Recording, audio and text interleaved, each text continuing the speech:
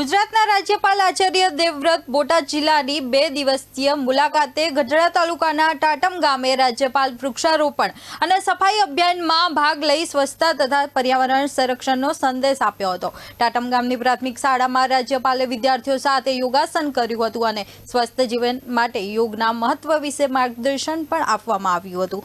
સાથે જ લોકોને વ્યસનોથી દૂર રહેવા અને ખેડૂતોને પ્રાકૃતિક ખેતી અપનાવવા अपील करी हती। राज्यपाले अनुसूचित जातिना परिवारना प्रकाशभाई मकवाणाना घरे मुलाकात लीधी हती। અહીં તેમને પરિવાર સાથે જમીન પર બેસીને સાદું રાત્રિ ભોજન પણ લીધું હતું। આ પ્રસંગે ધારાસભ્ય ઉમેશ મકવાણા, કલેક્ટર હર્ષદ વોરા અને જિલ્લા વિકાસ અધિકારી ભરત પરમાર સહિતના અધિકારીઓ ઉપસ્થિત રહ્યા હતા।